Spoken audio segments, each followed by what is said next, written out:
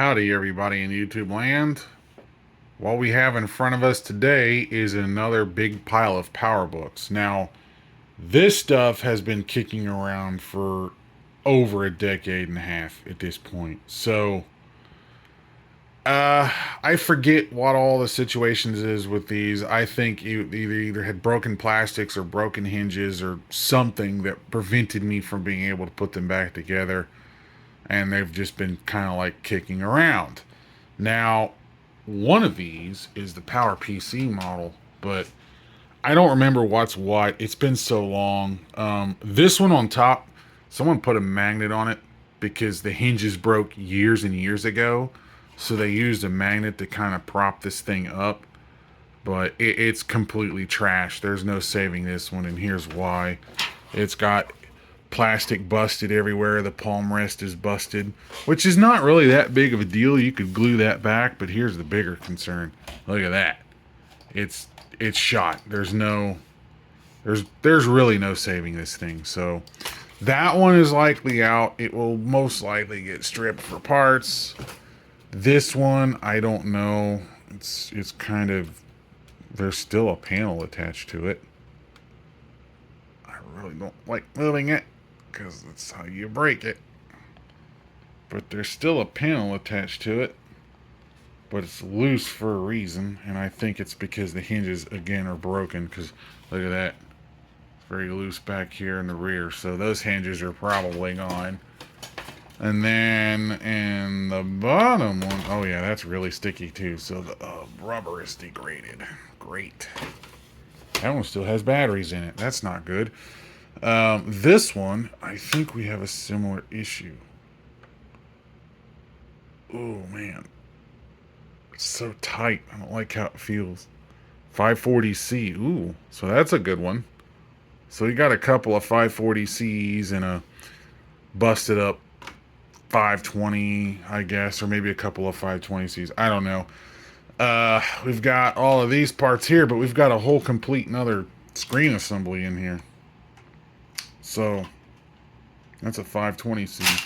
This is a Power PC.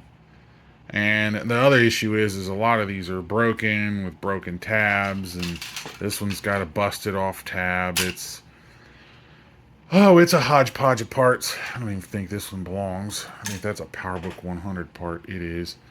This one looks to be complete. So we have that at least. Alright, anyways, I think we should just start triaging here and see what in the world we got, because honestly, I do not know. So let's start with this one. This is the 540C, and I don't see any signs of vinegar syndrome. So that's good at least, because sometimes they'll start on the back side but not the front side. I've got a few displays like that. Anyways, the other thing I don't like about this particular design is not only do these little pieces break off, and it's probably missing, but more importantly, the thing is the screw for the standoffs for the hinges go right through this front bezel. So when the standoff breaks, it breaks this almost every time. So there's some 3D printed glue-on replacements that people have made, but anyways, this one seems to be solid for now, so I'm going to leave it alone. But I am going to take it apart and try to reinforce some of this stuff with epoxy and all of that. But regardless, this one still seems to type well, at least. The only flaw that I can see with this one is the front palm rest. The plastic is busted off and missing. Now, this one back here, that's a parts machine, this plastic palm rest is intact, except for the top, where the top is busted off. So it's like lesser of the two evils, you know what I mean? So, anyways, this one appears to still have the processor in it, and the hard drive in it. This has been removed, I took that off. And this is the Power PC processor. Now, I'm going based off 15-year-old memory. I don't think this one's any good. This one causes errors and crashes and instability problems until it warms up, if I recall. So, I don't know. We shall see. Now, what I don't get, here's the part that I can't figure out. I have 3 machines here. 2 of the 3 are missing their front bezels, which are right here. But I have a whole nother display assembly, but no base unit. So I kind of wonder if I bought this all as a parts lot. And I think one of these was grayscale, which is why I still have the gray FSTN parts that I bagged up so I wouldn't lose them. But the grayscale screen was cracked, so I just left it alone. I don't remember. It's been so long. I don't remember. So that's why I'm going through it. But since this one is the one here that's mostly complete, I kind of want to fire this guy up and see if it actually works before I go any further with it. Because I think the best way to go about this is to try to piece together 1, maybe 2 good ones. And I'll start with the best one, which is this one right here. These CPU cards are fiddly. No, that didn't get in there. Yeah, they are fiddly. I do not like this design. I never did. Ugh. Needs both hands to get it in here. Because this will not go in the cornholio. Alright, there we go. Good enough. So I can at least power this on to see if it works. But anyways, yeah, I want to try to get one of these going first. And then see, because I'd like to have the 540C working and then make this the PowerPC one. Just move the badge over. And then have a 520C that works. And then that's it. The rest of it can go away. So I have one of these power supplies. I've actually got 2. This one I bought, it came with one of these machines, but I had one of these back around 2000, I want to say. 99, 2000? Yeah, it was 2000.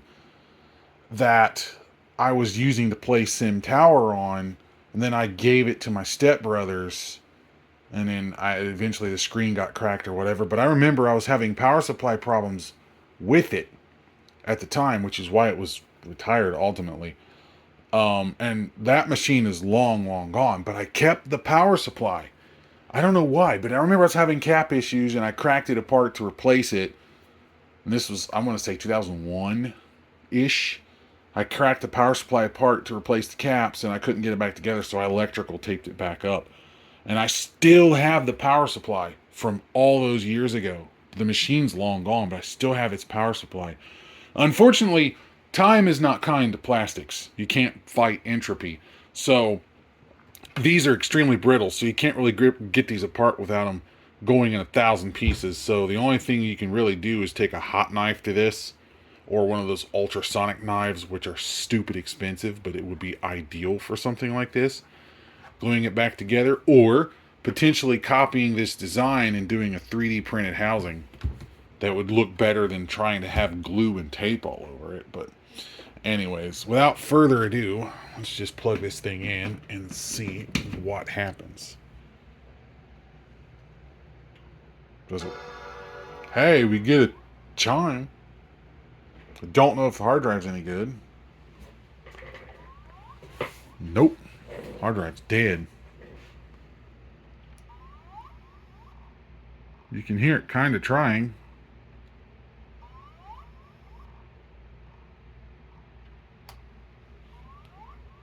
Seized. Mouse works. Screen has a bad backlight. It's very, very dim. Man, the CCFL bulb is shot in this screen. Because you can see, even in the camera, it's really pink. That's a sign of a bad CCFL bulb. It needs to be replaced. Good luck finding one of those. Oh, actually, no. I think we might be developing vinegar syndrome. You see all these black spots? Yeah, I think we're done there. So, yeah, I don't know. But this is definitely not good.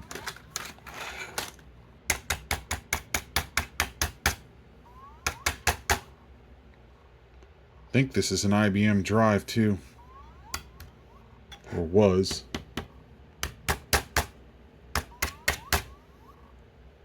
Nope, she gone.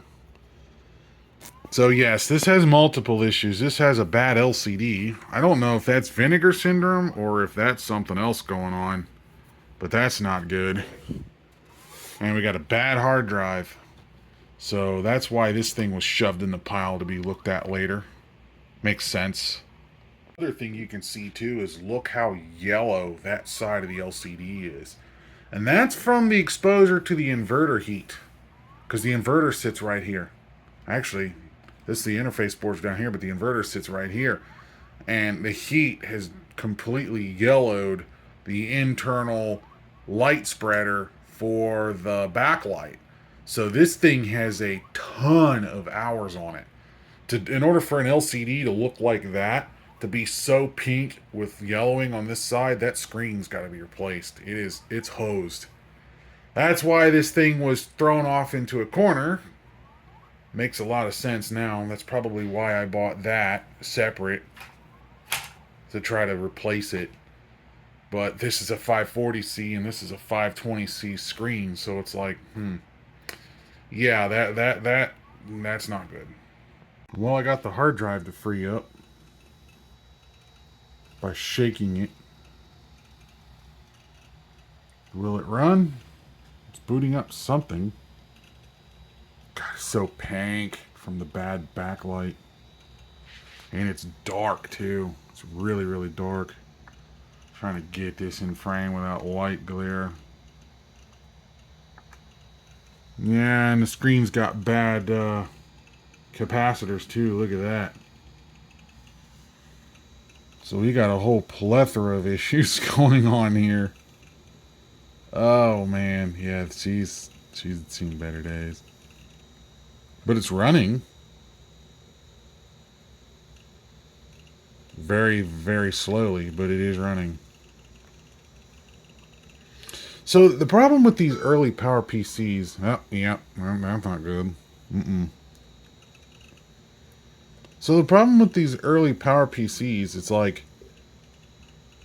you can either run, yeah, see, it's very unstable and crashing. So the problem with these early Power PCs is it's that weird error. It's like most code that'll run on this slow of a Power PC is old enough to still have a lot of 68K stuff in it, right? So then you run 68K system software and 68K apps, and this has to emulate 68K, and it's going to do that slowly. It's going to do it slower than a standard 040.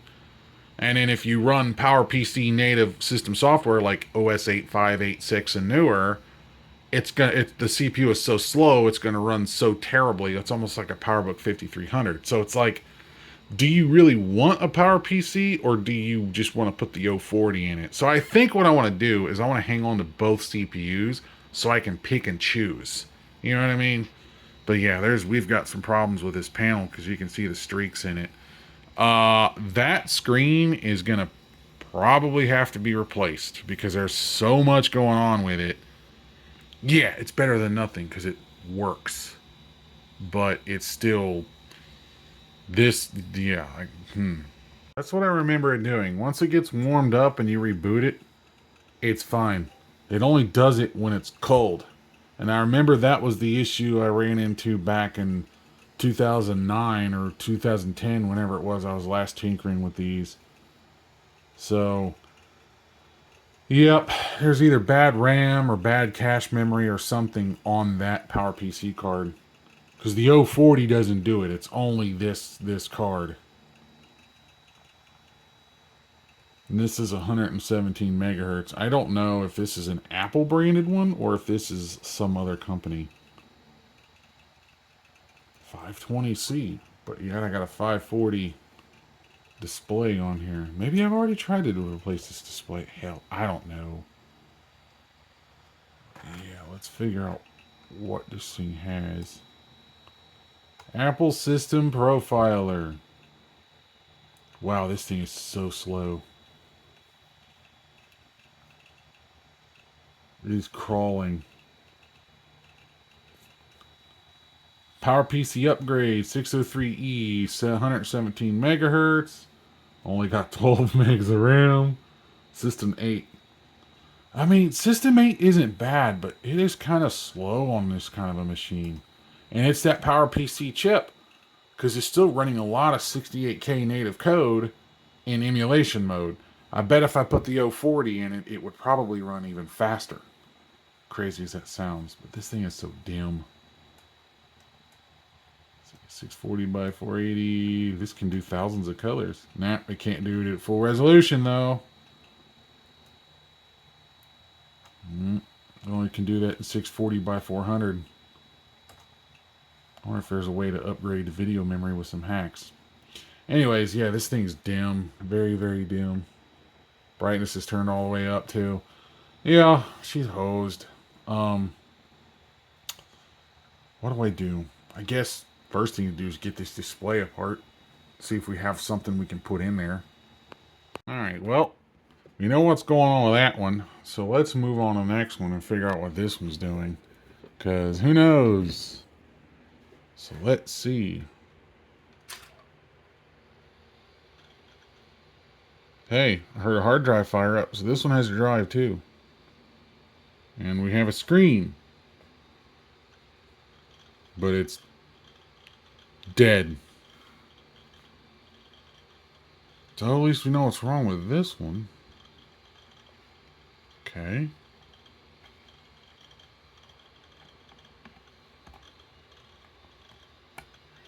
And I can tell that this is a passive, so this must be a 520C. Okay.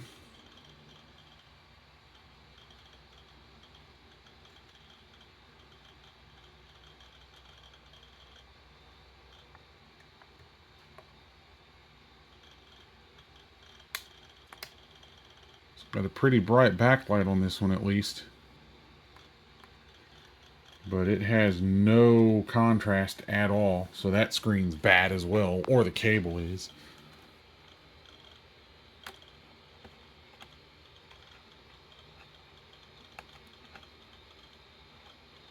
I just saw it flicker. No, Bill, was that a spot on there? No, that's just crap on the screen. Okay, so is this cable ripped? No. Or is it the screen cable? That's going to the inverter. That's going to the screen. Yeah, there's something up with that. It's very dusty. Again, it hasn't been messed with in decades. So, oh yeah, there's some crap on the screen that needs cleaned off, but I'm seeing like this rippling pattern in here. I'm hoping that's not vinegar sitting in, because if a passive display gets vinegar, you're done. There's no fixing that. I've already learned that mistake. Okay, so yeah, so that's the brightness. Okay, contrast is on this side. Contrast is working, kinda.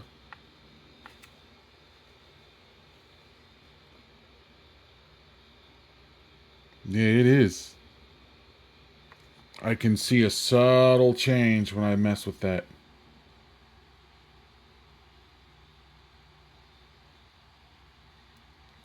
But, so we've got a video card problem, or we've got a display problem.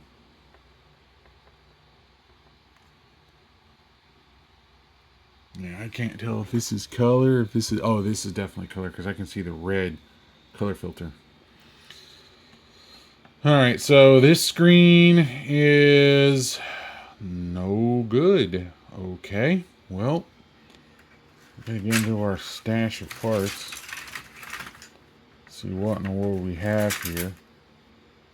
There's my LCO40.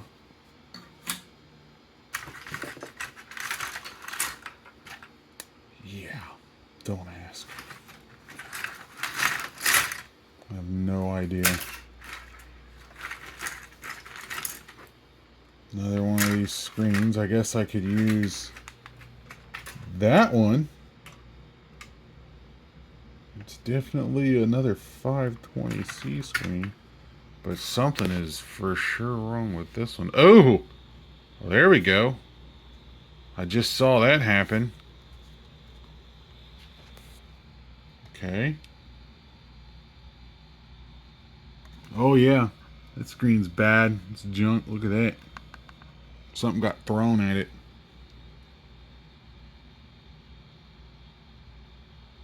So this screen's definitely gonzo. Now the contrast control does not work. No siree, Bob. It just, I don't know what just happened there, but okay. Defective screen for sure. Now, it could be leaky caps, could be a bad connection on the connector, going to the panel. There's a pile of things that it could be. But yeah, that's a problem. It will work very well. Nope. Alright, that's gonna have to come out.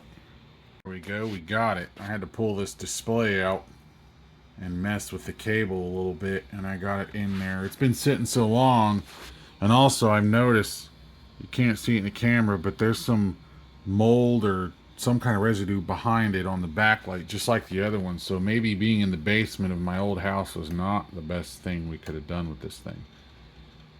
Oh, more RAM in this one at least. System software 7.6. I may have been the one that installed the OS on this thing. Yeah, probably. Looks like it, and it's a, I don't know. What is this thing running?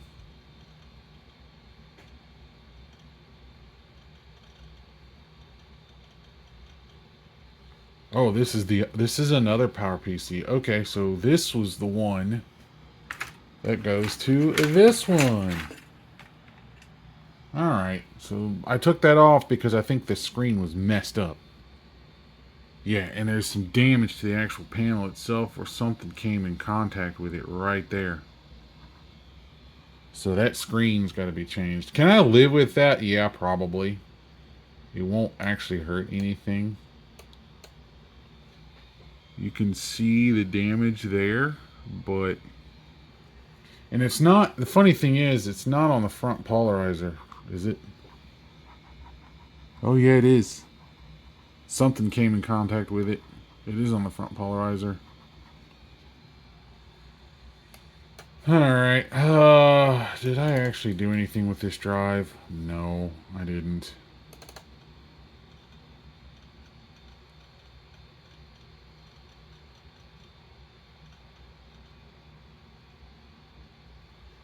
Let's see. Yeah, you can, if I bring it in here, yeah, you can see some stuff behind the screen for sure. Okay, so I have two machines that I know work. They just have various little issues.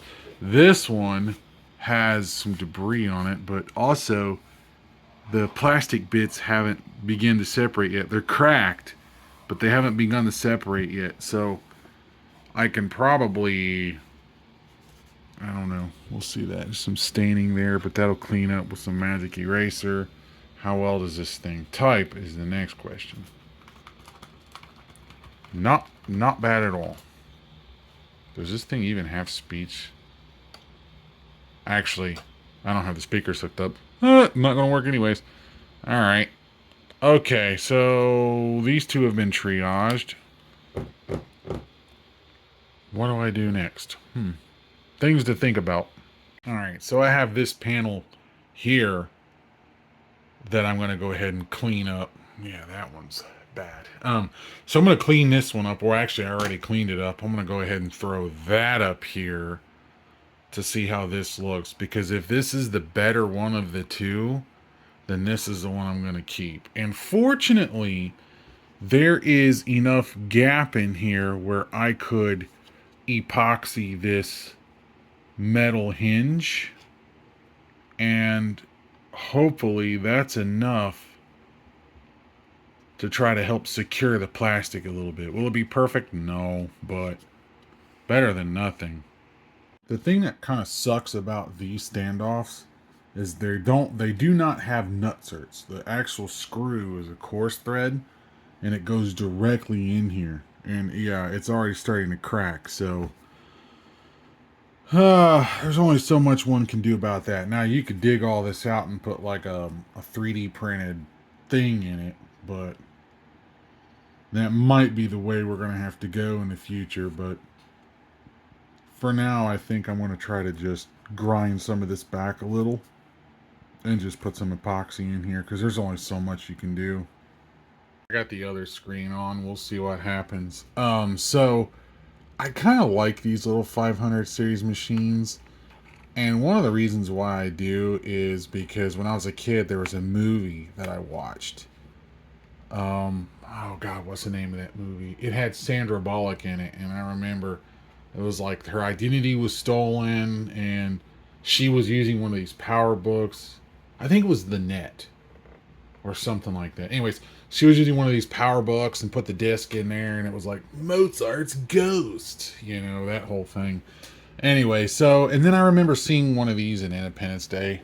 And of course, my all time, Hackers, the movie Hackers. So, alright. Let's see what happens here. Will it work or will it not?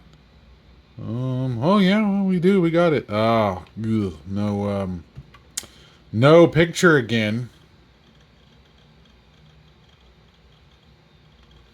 Of course not.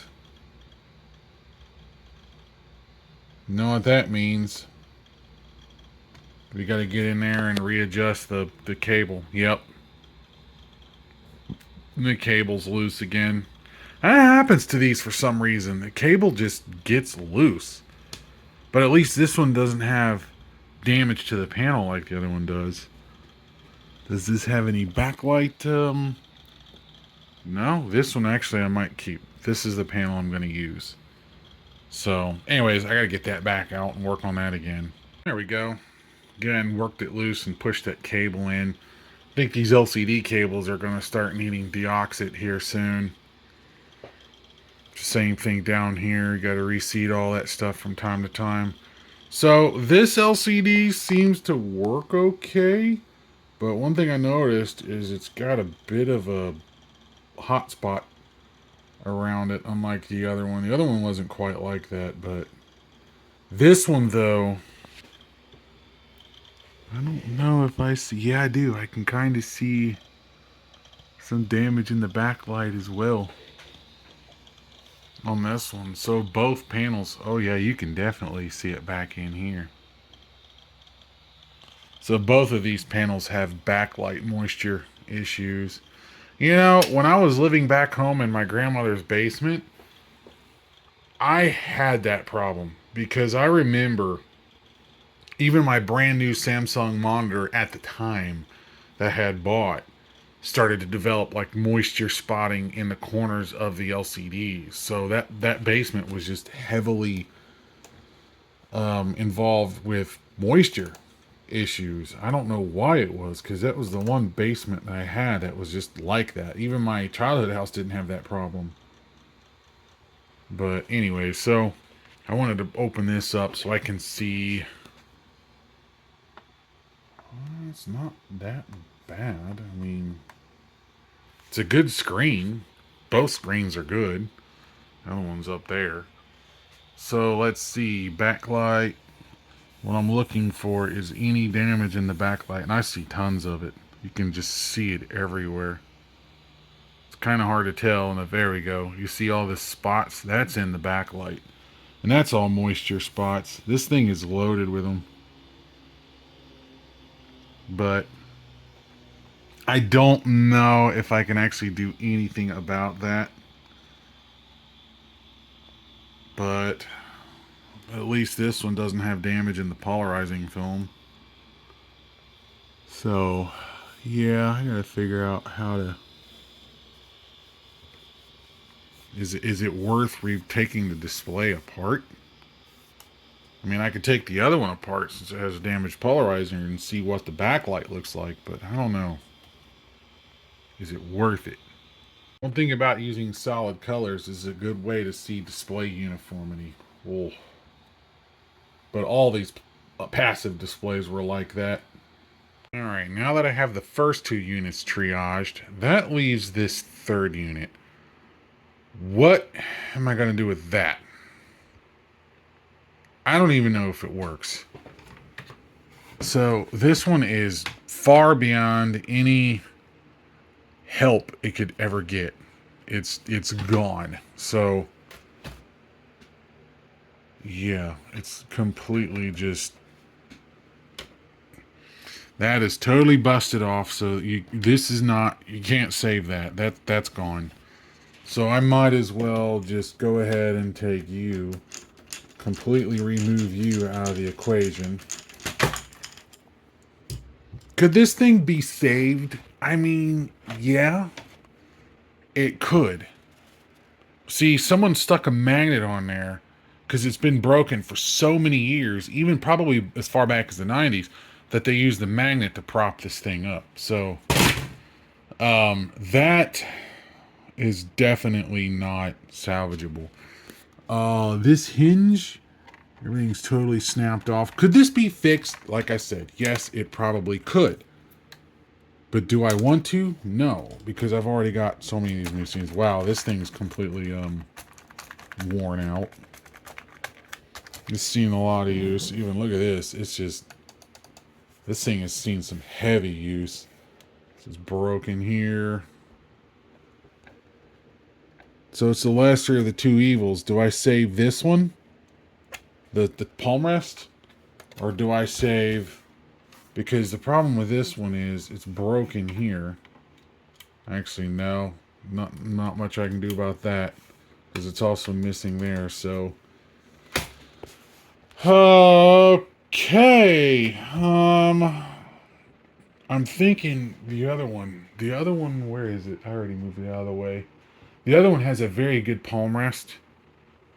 So I wonder if I should just make the other one the 540C, the one with the best palm rest, and then work down from there. But this keyboard is worn completely out. However, it's intact. CPU card is removed, although I think that's because the CPU card for this is the one that's now laying over here. So I could just plug you in here like so.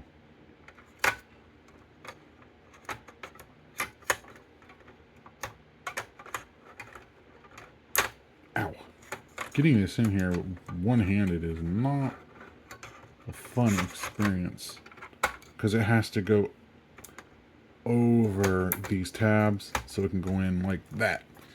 So that means in theory this machine should run. Yeah, we'll find out.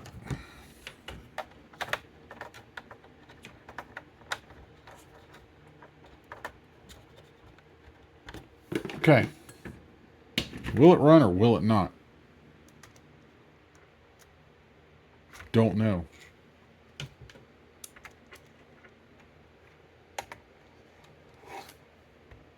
It's getting warm. It's on. I think there's a disk in this drive too. I think so. There is. Yeah, there is. Yep, she's getting hot. So this thing's running, but I don't know if it's actually running.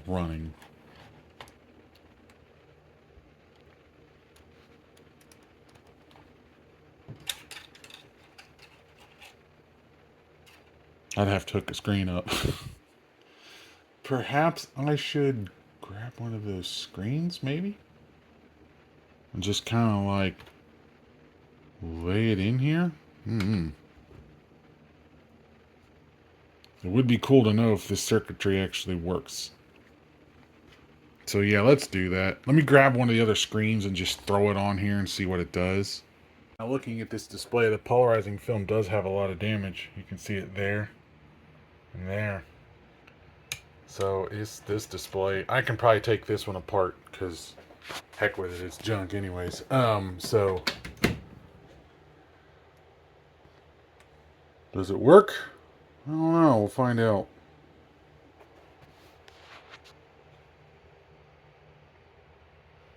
Oh yeah, it does. We have liftoff.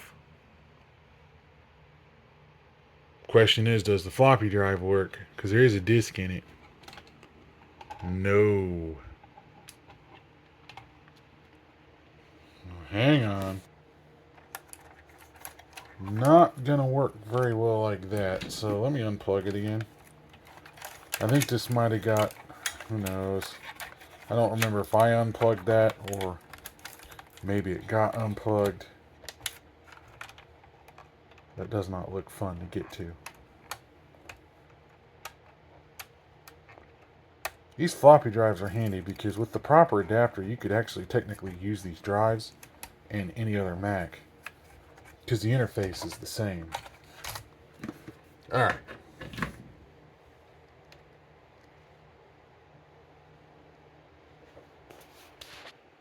Does it run? Yep.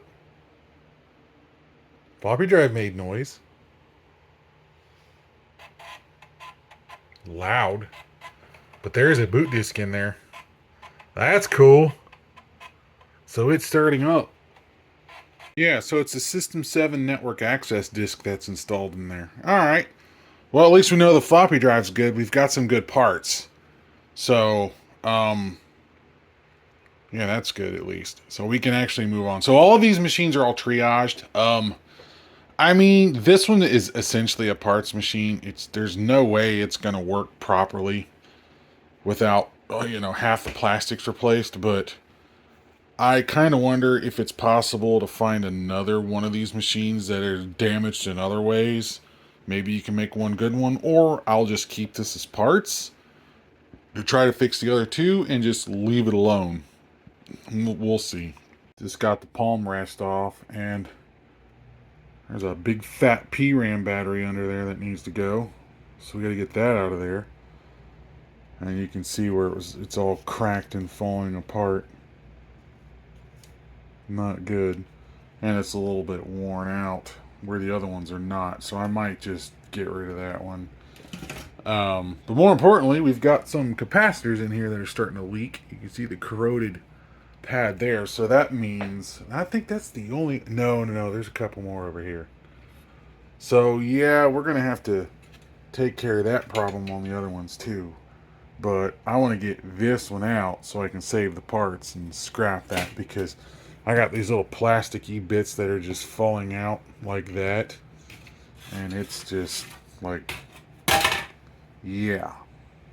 Alright, now that we have all those triaged out of the way, I want to take this particular passive screen apart because I want to know how bad the film actually is.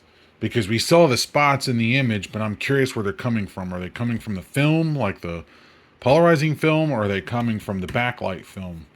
So we got to take this top cover off and find out.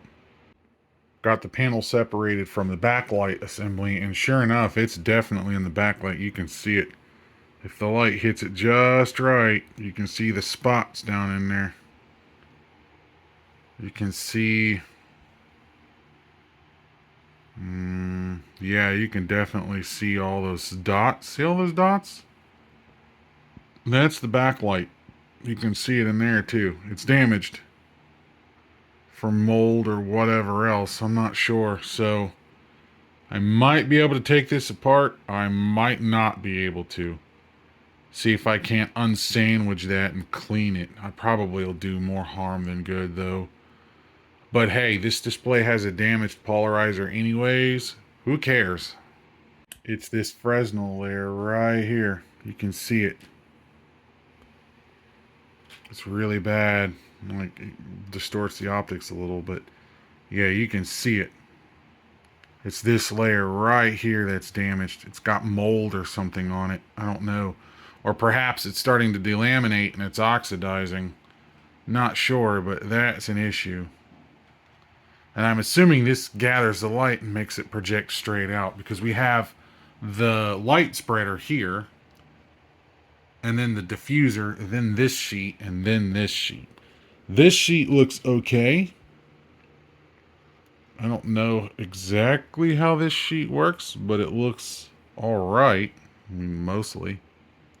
There's a little black dot there, but that could have just been something it picked up off the table right now. But yeah, that one looks okay. But that one's an issue. And I don't know if if I can clean that up and fix it or not. I'll do my best, but I honestly don't know. And if that doesn't work, well, then we're just kind of stuck with it, aren't we? Yeah, this stuff won't clean. It just makes it worse. You can kind of see where, yeah, it's not going to work. So it's delaminating. So when you start getting spots in the backlight, that's it. That just, you're going to have to live with it. I'll remove it, but I think it's going to affect the light. It's going to mess with the light coming through. That's my biggest fear. You lose a tiny bit of brightness, but it's certainly better than staring at a whole bunch of spots. Because that is... I mean, you see how the light cuts off like that? That's that other film that's in there. That's the vertical film. The other one was the horizontal film. Because when it was in there, it would create more of a hotspot effect, right? Where this one doesn't do that. Now, if I take that film out, I'm going to lose even more brightness, and it would be on par with a TFT display, because a TFT display doesn't have that type of film in it.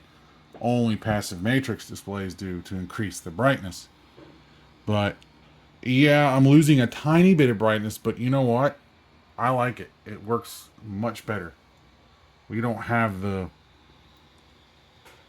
spots, the mold spots in there anymore. So it's just so much better. Now, there is a little bit of a dark spot towards the bottom when you get to a certain angle, but you know what?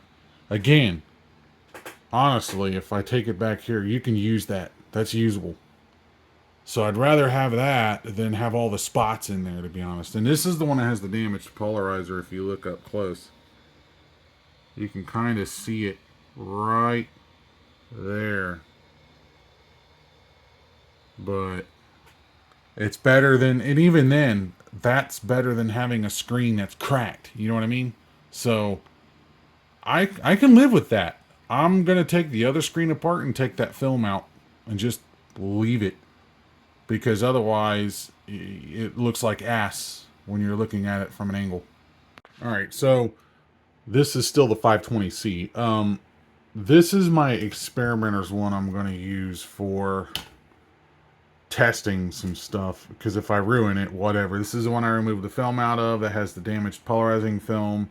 Otherwise, it works fine. This is the best 2 out of the 3 plastics. Well, the second best 2 out of the 3. The first best is over here off to the side. But so what I'm going to do now is just, I ground down some of the plastic. I'm going to add some epoxy in there and try to like just blob-a-dob-dob all that stuff in there and just see if I can't get this to hold. I don't know, but I feel like I'm fighting a losing battle. What I'll probably end up having to do is buy those little plastic inserts like I've had to do on the other PowerBooks and replace that. But I glued this one back in place, so that one should be alright. That's the only one that's broken and split. But I'm just going to fill it around with some epoxy to try and reinforce it. And then thread the screws into it. So, because I want to get some epoxy over this. I'm going to get the epoxy in the holes a little bit. And then just thread it all in there as is. And let it cure. And then while it's doing that, this will be in its place too. Because this is part of it as well. So we'll just epoxy it all together. And see what happens. Alright, so I mixed up some epoxy. And I just used this old Fresnel lens. Because hell with it. So that display's back in there now. I've got the epoxy in there. I don't know if it's gonna hold it. Hopefully it will. It's in there as best as I can possibly get it. This hinge is a little bit loose, but they kind of always are. And the tension is created by that spring anyways, but it's in there. I did the epoxy on this side as well.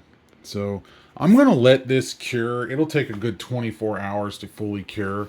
And then I'm using this as my test subject. So if I know this is hard, then this is hard. So I'm going to leave this alone, put it off to the side because I don't know if it's going to hold at all. So then now, once that's done, we're going to start working on the other one. And hopefully we'll get that working. I've got the other one I'm going to work on next, I think. All right, while that guy is curing up, I did find this one in my part stash. I have no idea where I got it, but it's wrapped up in a way where I bought it like this. And I think this is the one that goes in the 540C. The one that's in there is so worn out with the bad backlight and all of that fun. I'm probably just going to put this one in there. The only problem is it's one of these shit Hoseidon displays. Hopefully it doesn't have tunnel vision. But there's no electrolytic caps, and it's complete, and it has the cable. So this is definitely a 540C display. So I'll probably put that one in there and see what we have. Hopefully this one is good. I'm crossing my fingers that it is anyways. Now this 540C, the body itself is in fairly rough shape. Like there's some busted pieces off on this corner. We've got some cracking going on there. It was handled roughly. This wasn't aged. This is just rough handling. And then we have all of this is busted off, of course, which is common on these. We've got some same thing going on down here. So I think what I'm going to do is this one here, I've got to take the screen off anyways because it's so worn out, it's messed up. So I'm going to put the Hoseidon one in here. But before I do that, what I'm going to do is I'm going to separate all of this because otherwise it's not, the trackpad, keyboard, and all that stuff is in decent shape, doesn't have much wear. But the other one, the 520C is in better shape. We don't have the cracking going on at the bottom yet there. Besides the adhesive, which the thing with that is I've got some spare parts from the one we just parted out. I could replace that. The only downside is we've got all these numbers on here. I might be able to clean up. I don't know. I have to figure that out. And then we have this one here, which is cracked and broken and falling apart. But I have another one right there that's in decent shape. So we will replace that. And then the other thing with this one is the foot is broken off. But I took the foot off the one that was in pieces. So, and this one doesn't have a modem, but the modem is not that important. So I think, what I think is I'm just going to take this one here, put all the good parts in this one, and then make the one 540C, and then what's left over, I'll make the 520C, and then what's left over after that will just be parts. So that's kind of what we got going on. The bottom cover on this 540C is rough too. Like there's pieces of standoff broken here that I got to glue back on. That one's completely missing. I don't even know where it is. It's just gone. Then we have every single one of these has a crack. There. These are all cracked. They all need repair work. Just like those standard PowerBook 100 nonsense. The same thing happens. There's like broken pieces of plastic everywhere. So this bottom cover is extremely rough. It's not busted up like the other one is, but we definitely have issues here. So, I gotta fix all of that. Polycarbonate. It's not even ABS. And then there's a little debris from where the caps are leaking here. So, alright, well, This project just only got crazier and crazier, but we'll get it. That one's missing though. I'm not sure how I'm going to fix that. Actually, the one that busted apart in pieces, if that is still intact, I could probably cut it out of there and then glue it in place of this one. Maybe. I don't know. Yeah, this one's got splits everywhere. It's like this thing was dropped. I almost feel like it was because of all the plastic broken off here in the corner. I think it was dropped. So, anyways, yeah, we got to glue all this up. All right, well, it's not pretty, but it'll be hidden inside. So, the same technique I use for my PowerBook 100 series. I get some of that MEK in there to melt it a little bit, soften it, and squeeze it to get the plastic to fill in the cracks. And then I heat it up with a soldering iron like you were pressing them in. And then you can tell I kind of squeeze it a little bit doing that. Because the plastic is shrinking anyways, I figured, well, I might as well just shrink it all the way to give it room to do that. So hopefully that solves our problem. I got this guy glued back in place. We'll see how that holds on. This one's missing, and I'm not sure what to do about that. I might have to take the one from the one that got busted up, cut it off, and just kind of like melt it in there. I don't know. We'll see. In the meantime, though, let's get this LCD display removed out of here. And you get the Poseidon one put in. Yeah, you can really see the spots now. That actually might be on the polarizing film starting the vinegar syndrome. I don't know. But we got to get this off anyways, and we're going to put the other one on. And the one that was installed in here was also a Poseidon panel. Interesting. Okay. Well. Huh.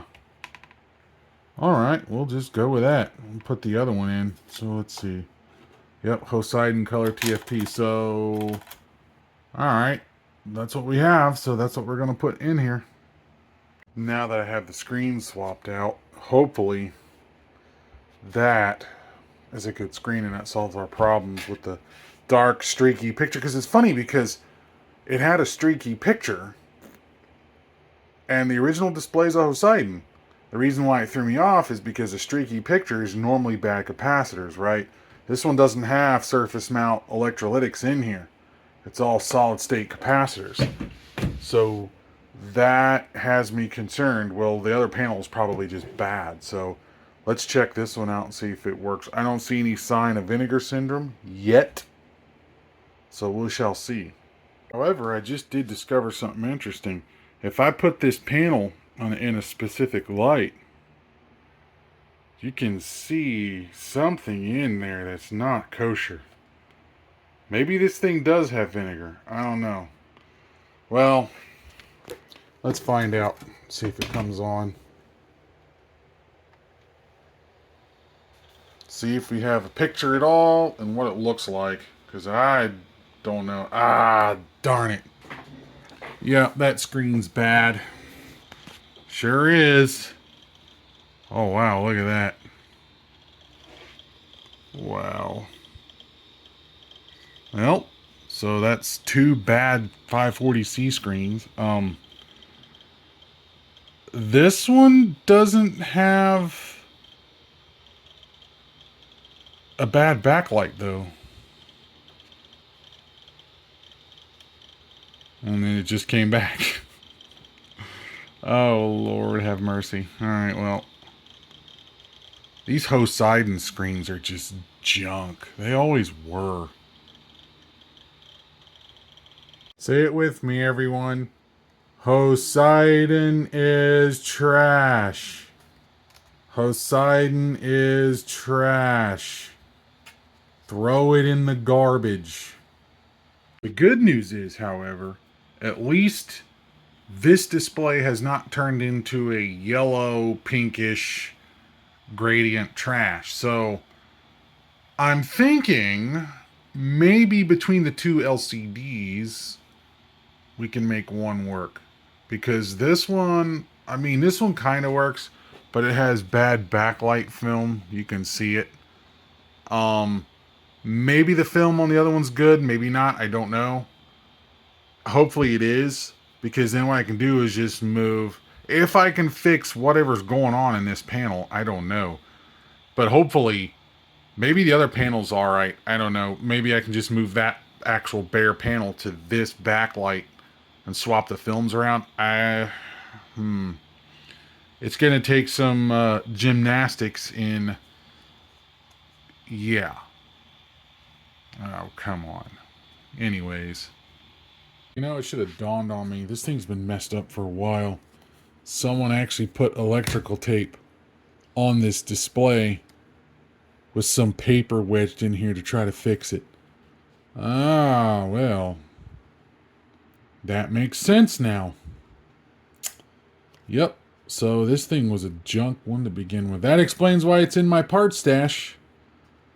That will definitely be why. So let's just take this thing all the way apart, because it's junk anyways. Notice the screws that were in the backlight retaining thing, they're mismatched too. So someone has definitely been in here trying to get this display to work before me.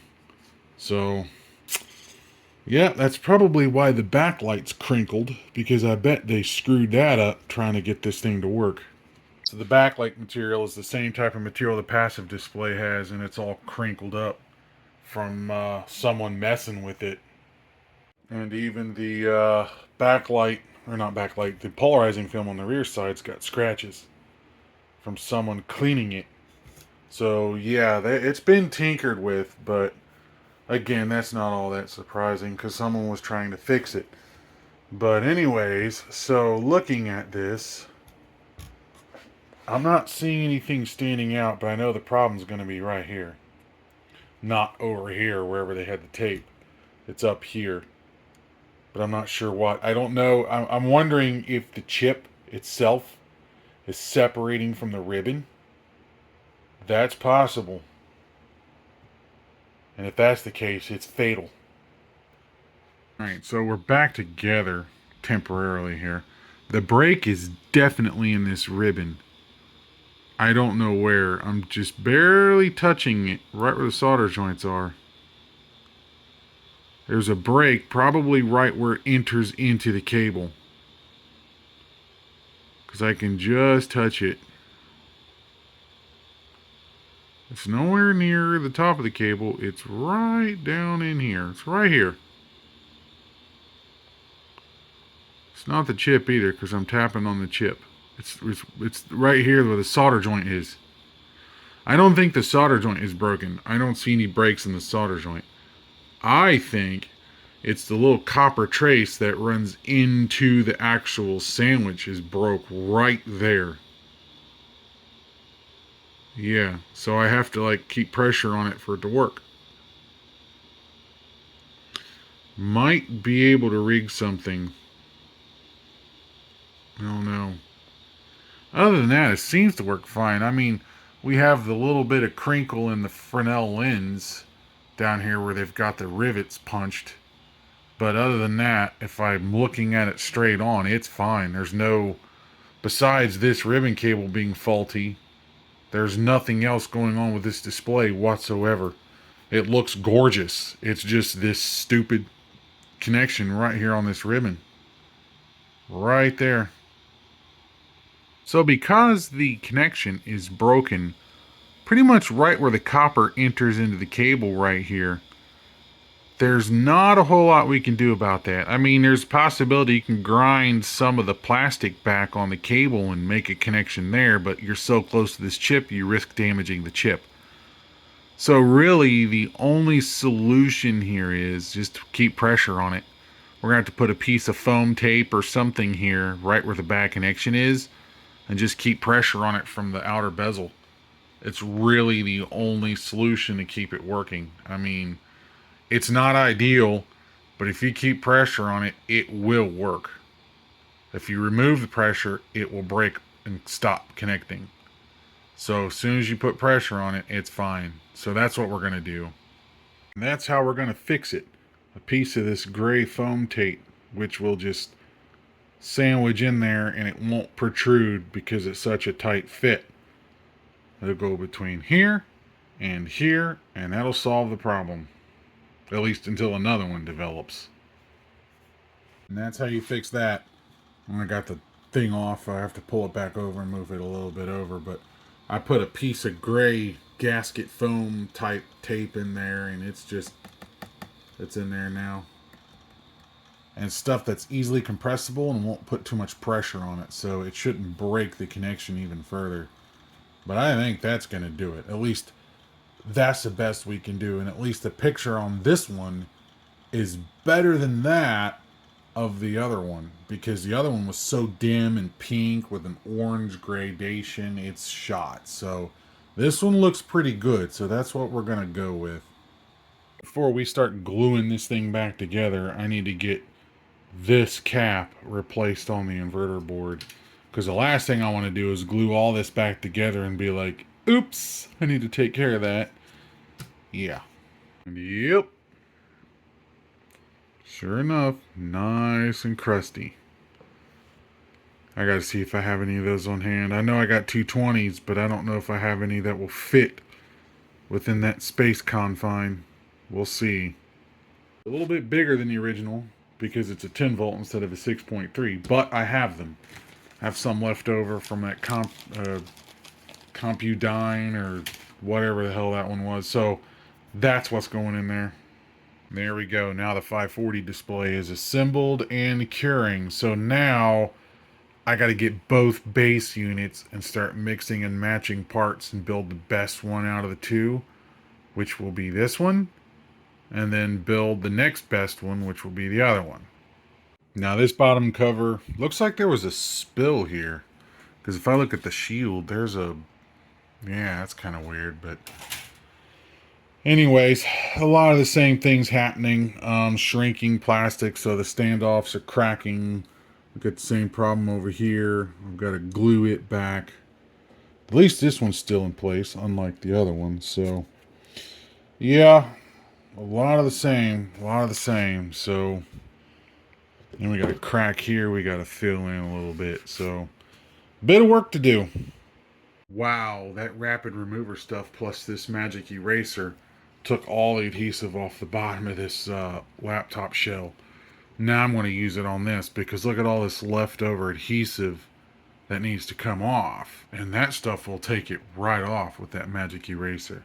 Yep, it came right off. No problem. Alright, so the one that's all busted up, I actually cut off the little standoff, trimmed it down, and just kind of glued it in place. Is it straight? No. But that doesn't matter. All I need this for is to hold the screw so it doesn't keep coming apart. The other thing that's important as well is there is a battery holder wherever it went. I don't know where it went. But there is a battery. There it is. It's right here. This, when this goes in here, guess what it goes around when it goes in here? See what I mean? So it's important for that standoff to be there. Alright, with all that epoxy curing in the background, I'm going to start working on the motherboards, because these have a grand total of one electrolytic capacitor, and this one is nasty, so it's going to have to be replaced. And that is I think it's 100 microfarad at 25 volts. Yes, I should have some of those.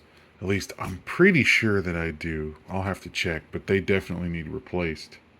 Now the modem has a couple here. There's a 4.7 16 volt bipolar and a 10 mic 16 volt. Now I don't have the bipolar, but here's the thing. I'm not going to use the modem anyways, so I'm thinking about just cutting those off of there and getting rid of them before it causes any more damage, and just leaving it like that. I'll have to see what I have in my stash, but I don't think I have that 4.7. I might in a ceramic. I don't know, but I'm not using the modem anyways, but I'd rather have it in there for aesthetics reasons. Actually, I got lucky. I do have them in ceramic, so I'm just going to use those. Heck with it. There. Both modem modules are done and out of the way, so that's taken care of now.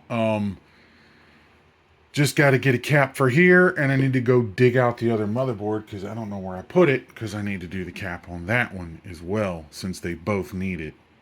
Alright, as with all SCSI-based PowerBooks, the next thing we want to do, just to make modern amenities so much easier to use, is the Blackbird, or the PowerBook 500 series, we have to add termination power. And just like other PowerBooks, it's not connected to anything, with the exception of termination power comes through this via and these two filter capacitors here, bypass caps. In case termination power comes from elsewhere in the chain, it would end up right here.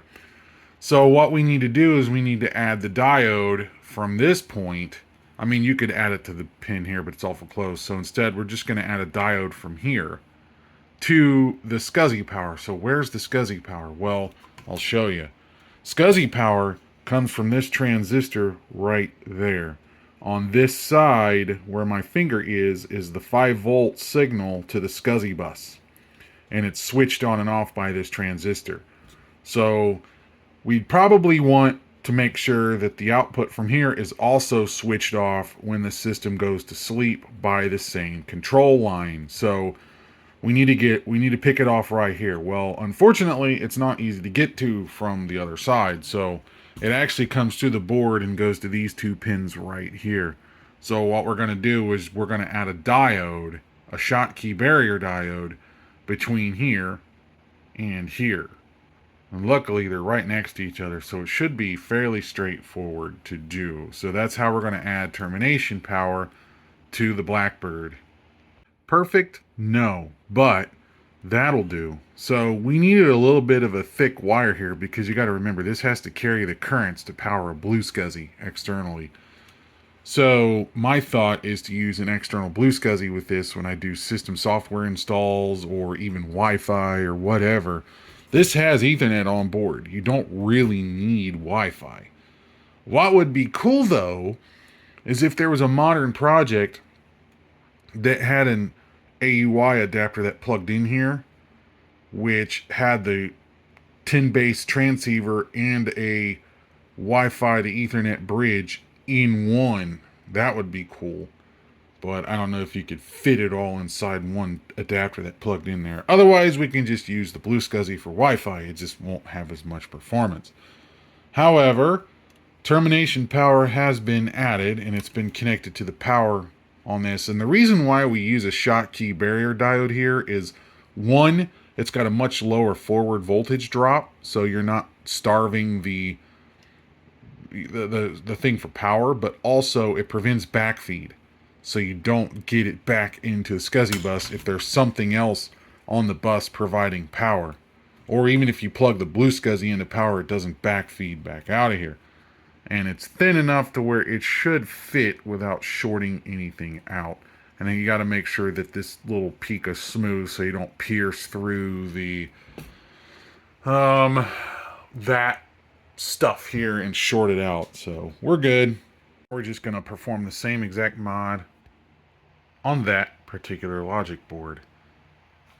Alright, now it's time to start putting this guy back together. Now, out of the parts machine that I parted out, I had to steal the feet from two different ones of these magnesium frames to make one, because they're busted up and they're becoming a problem. So got both feet, are okay on this one. I think we'll be alright. So the only thing I got to do now is, okay, make sure I don't forget that, because that would be bad. You got to take it all the way apart to get to it. Then we take you. Let's see, where are you? There should be like this plastic. There it is. It's a little insert. Now, if you're not using the modem, actually, what would be cool is an SD card. Print something new to replace this with something that holds an SD card.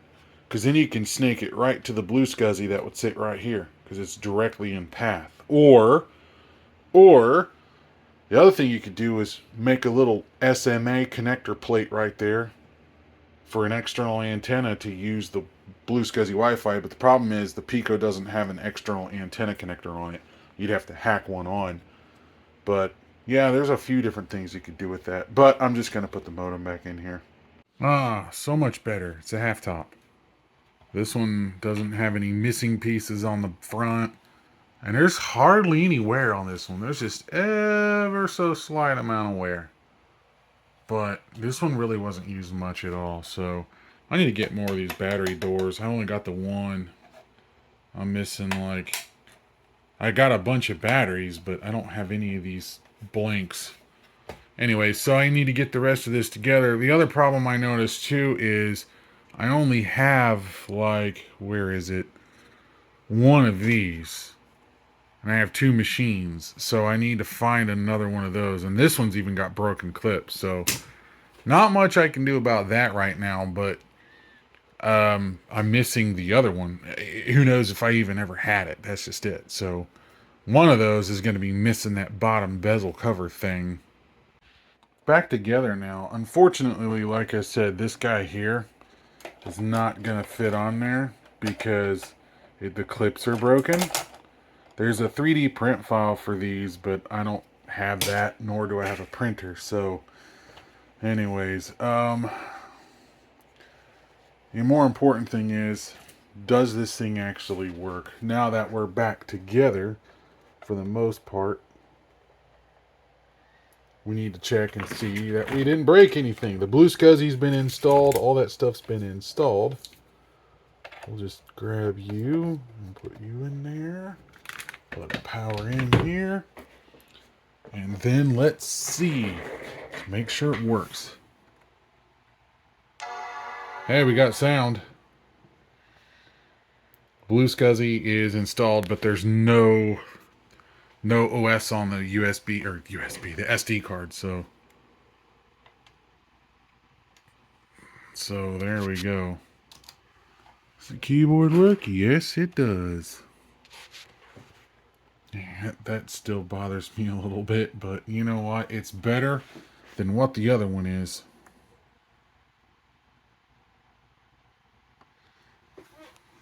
Oh, it's all good.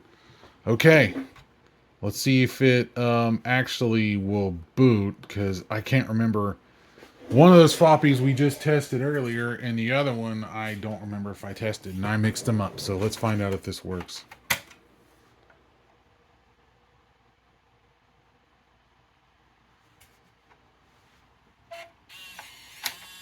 That's a no.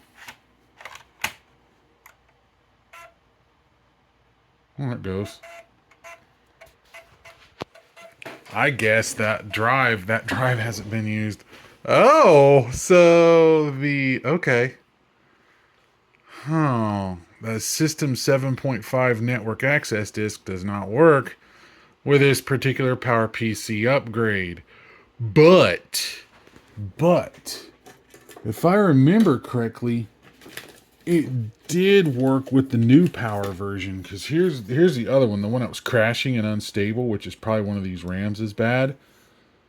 This is a new power 117, and it does work with this one. So I find it interesting. That's going to make it hard to... Yeah, that's going to make it hard to get this Blue SCSI set up. But, yeah. Anyways. Alright, well, I'll screw with that later. I want to get the other one put together. One complete 540C upgraded PowerPC. Not bad. Not bad at all. I even have the door. And this is the only one I have where both clips are actually still intact. So that's the one I'm going to leave on there and leave alone. And then this will go with it for now. I'll have to figure out a way to mount that later. I think someone has an STL file of these little clips so you can print, as well as an STL file of this entire thing. But I might need to print this entire thing for the other one. We'll see. Anyways, this one's done. I'm going to set this out aside, and we're going to work on the 520C, which has the LCD issue where the backlight's got spots in it, which I still have to remove the film. I did on one of the panels for experimentation. Now I have to do it on the other panel. Now that I put the first one all back together, let's see if these floppy drives have capacitors in here that need attention, because I didn't even check that on the first one. That means I'm going to have to take it all the way back apart if that's the case. Might as well do it now before I get too far ahead. And yep, that little Rubicon right there. 47 6-volt. Now, I don't see any evidence of leakage, and this is a Rubicon versus the United Chemicon Nichicon, but that means I do have to take the other one all the way apart. Well, while I have this thing apart, I might as well re-grease a few things too, because I'm sure it needs it. I actually have a few of these little 47 mic 10-volt tantalums. So that's what got shoved in here. That way I don't have to mess with this again. So I got to get some grease back on here and then put it back together. Alright, now that the 520 is put back together, let's see what it does. Now it's not going to boot because, again, we threw a blue SCSI in it, so... Yay, we have sound, but only out of one speaker. Hard to say why that is. There could be other issues going on, like this speaker could be blown. I don't know. We'll see. I need my disc. I have to walk over here and grab it. Now, this is the 040 chip, so it should actually work with this one. I hope. Turn the brightness up. Okay, we're good there. Let's put it in.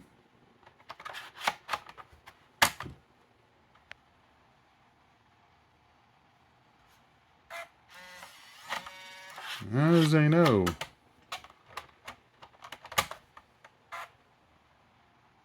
There it goes. No, it's just the second time it's done that, but this time a different drive. Huh, go figure. It's working now, though. So I'm going to let this thing start all the way up. Hopefully it'll be good. It should. I forgot how crappy these passive displays are. I'm used to the active ones. Alright, so the PowerBook 520 is working perfectly fine. Now this speaker is dead, but this is my parts display anyways. The one that has the damaged polarizing film. The other one is still carrying. But this one seems to be working fine. Everything's good, so I just got the basic essentials on here. I don't remember even what all I put on here. I think it's just... yeah, we're good. So this has all the basic essentials. What I don't know is... let's see. See if this program will even tell me what machine this even is. It should. 520.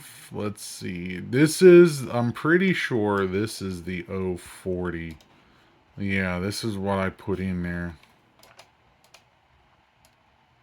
And it doesn't have the Apple, but that may have been in a newer version. Anyway, so the only thing I don't like about it is it's a little light on RAM. It's only got 12 megs. It'd be nice if it had a little bit more, but can't complain. It's better than nothing at all. So anyways, that's it for the PowerBook 520 besides this piece down here, but I can't do much about that right now. Yeah, that's all good. This is the one I had to glue the standoff in down here, but it's in there. I can lift it up and it holds weight, so good enough. Oh, and the blue SCSI Wi-Fi is working. It's funny because the PowerBook has Ethernet on board, but it's just more convenient to use the Ethernet on the blue SCSI. It's just more convenient. Alright, so now that it's had enough time to cure, we've swapped out LCDs. So I'm curious how this one looks compared to the other one. Both audio speakers work this time. So that isolates it to that other display. Probably bad connection up in here or something. It's hard to say. Alright, so this one. Again, I took that piece of film out because it was a problem. Oh. Blue's because he's not booting. That's... shouldn't be. Okay, well, I don't see any LCD flaws. Everything looks fine there. No weirdness in the panel. Actually, maybe a little right here.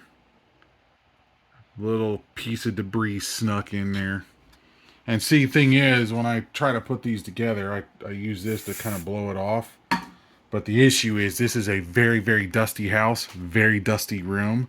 So it's impossible to get all the debris out. But it's fine, I guess. But I don't have any other issues. Everything else seems to be fine, so no dots on the screen peppered everywhere disturbing the image. Just this one little dark spot. That's it. Alright. The more important thing is, why is Blue SCSI not working now when it was working earlier? The only difference was I removed the external Blue SCSI. Huh. Okay. I gotta figure that one out. Termination's not working on this Blue SCSI because I have to plug another one in the rear and then it boots up and works just fine. Unplug it, it does not. So we've got an issue with that Blue SCSI. It's not, termination isn't working. And I might have just found out why. Because if you look very close, I'll have to get it zoomed in here. Looks like it was touched up, but maybe, just maybe, that pin is not actually touching or connected. Because that would certainly cause the behavior we're seeing. Yeah, see that? That's not good. Let me fix that. That's exactly what it was, too. Wow. Grabbed my soldering iron and just tacked that pin back down, and now it works fine. Imagine that. Alright, well, that's fixed. But it won't stay latched very well, and the reason why is if you look at it, it's like completely... This, is just eaten away. The plastic is. Because it did come... I can see the mark where it came all the way to like this point, and it's just chewed gone. Nothing I can do to fix that except just deal with it. Oh, brittle plastic disease. But at least it's working now, so, and I don't need the termination issue anymore. It's fixed. So let me make sure the date's correct. Yeah, the date's correct. So yeah, oops. So, all right, now the 520 is done. It's set up. I like it the way it is. So I think we're going to move on to the 540 and get it set up, because the 540 has the PowerPC card in it, so it won't start up off the ordinary network access disk. This is the most convoluted setup I have, but this is about the only way I know that I can boot this machine. I hope. I don't know if it's going to work or not. This ROM may not support. Yeah, I don't know. But I got an Apple CD-ROM, and I'm going to try to use this to start up this machine so I can get the OS installed. But I think it's going to be a pain. It's not going to... Yeah, because right now I don't have a proper Blue SCSI image with the Apple Legacy CD, so I'm trying to do it from this here. Because I have a CDR of it, which I've used in this drive before many times. Hello. There we go.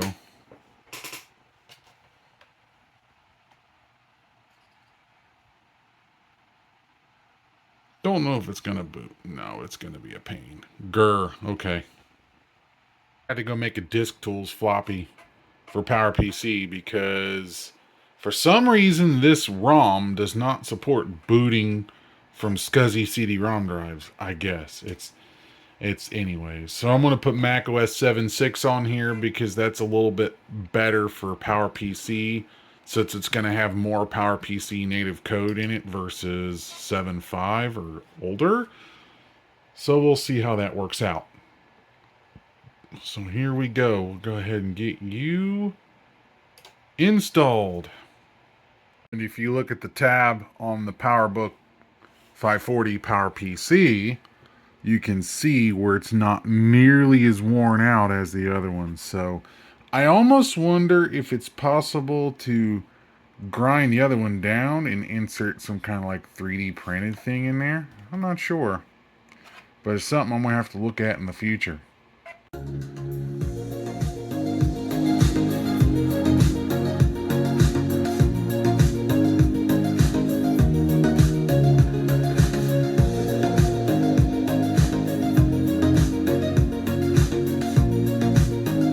I forgot about this startup screen. It's been so long.